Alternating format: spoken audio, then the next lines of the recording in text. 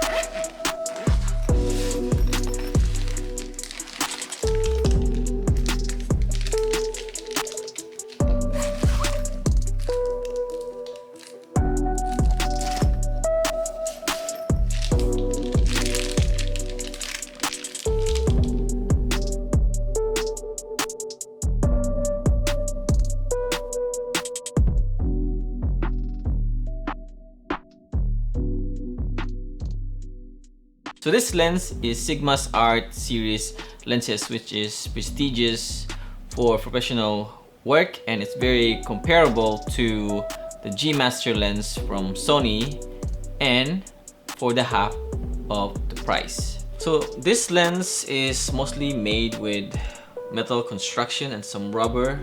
It's very rugged and robust with a very high quality glass, which makes this whole component quite heavy. Basically, this lens is built like a tank. You can actually use this one as a weapon. If you have to defend yourself, you can beat someone with this into a pulp, and this one would still works great. But don't do that.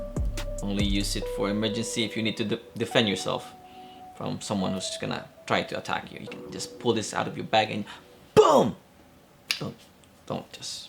Anyways. So moving on, what I like about this lens is that it has a constant maximum aperture of f2.8, which means that whenever you change your focal length from 24 to 70, it's gonna stay open at f2.8. If you keep it that way, it doesn't change the aperture. Once you zoom in and out, it just stays at f2.8, which is constant, and you can always have that nice bokeh or blurry background and nice shallow depth of field because you keep that aperture open, keep more lights in, so it makes that footage more cinematic and all.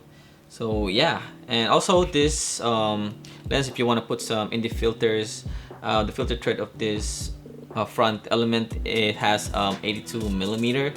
So if you want to put an indie filter, you want to grab the 82mm filter thread that you can screw in to your front lens. And over here you have one customizable buttons for your Sony cameras to program. You have a toggle switch for your autofocus and manual focus, and you have a zoom lock switch over here.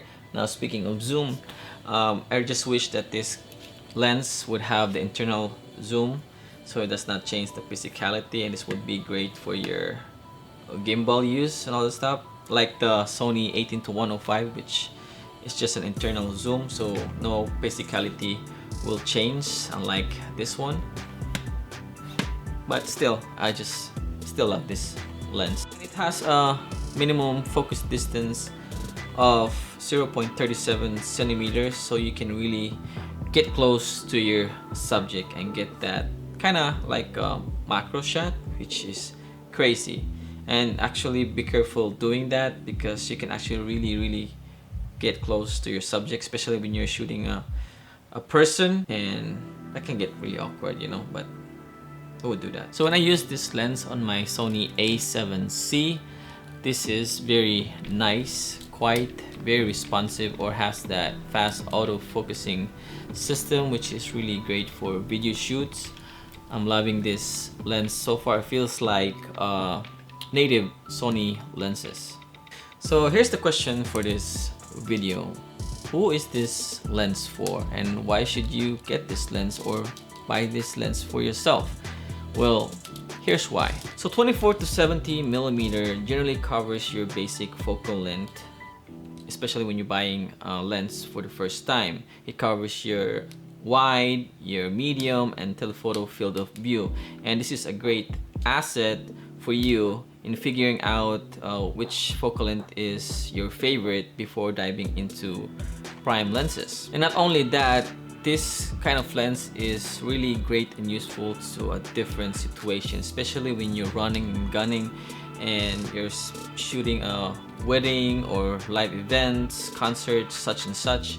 Those certain situations where you don't need to change your lens all the time, this lens are very useful on those kind of shoots. This lens is so diverse that you literally can sit in one spot and you can try every focal length from 24 to 70 to whatever fits your needs or what's best for you. And yes, I know there are other lenses out there within the same focal range, like the Tamron 28 to 75 millimeter and Sony G Master 24 to 70 millimeter f2.8, kind of like this. For the Tamron, yes, they're a little cheaper, has nice or decent quality, but at 28 at its widest, it's not as wide for me, not like the 24. And that lens feels plasticky when I was trying to check one out at ABT. So I kind of lean onto the Sigma because I feel that the Sigma are still superior lens compared to the Tamrons. And if you compare this lens to the G Master is twice as much compared to this lens, and it's more bigger and heavier compared to this lens.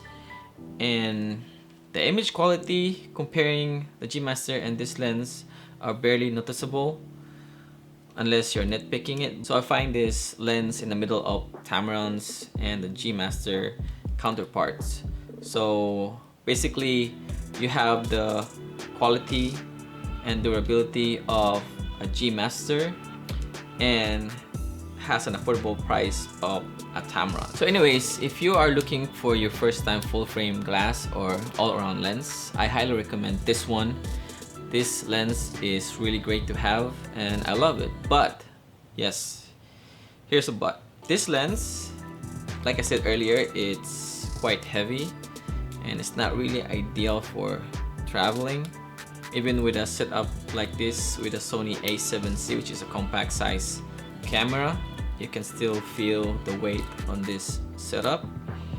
So my advice is that if you're planning to take this with you, make sure that you have the intent to use it, because you don't want to carry that extra weight and not using it. So that's my thought for this Sigma Art Lens 24 to 70 f2.8. I hope you like this video or find this informative. Please give this thumbs up if you like it, subscribe to my channel, and click the bell icon so that you won't miss any of my video. Until then, thank you for watching and I'll see you on the next one. Ciao!